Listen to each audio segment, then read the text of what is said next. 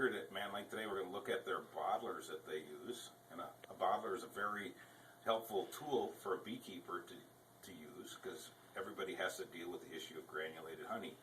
So the easy way to deal with that is, and a very safe way, is a honey bottler.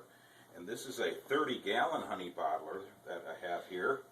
And the basic premise of the bottler is it has a water jacket. And in this case, it has the water jacket that's right here, where actually we'd fill it right here with water, and the water would fill up the bottom, and it would come up the side walls. And you can see how thick it is, that the whole bottler is surrounded by water. And the elevation of the water is dictated by, you can see what the elevation is by the sight glass here. And also here we have a thermometer that would tell us what our temperature of the honey is. And this is a no drip bottling valve, and it could go right-handed or left-handed. You just have to turn this bracket around and be for a right hand, but it's easily, a bottle would just go underneath there, and you would just let it out that way, close it off, and it's a flat closing, positive closing, so it doesn't drip.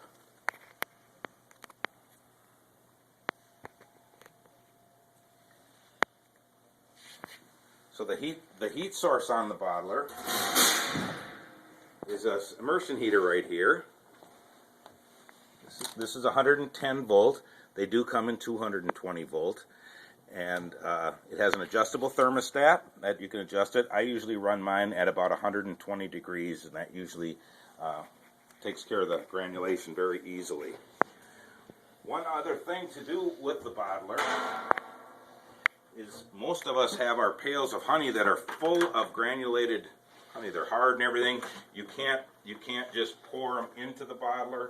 So what I normally would do is take my pails of granulated honey, the ones I know I'm going to need to bottle.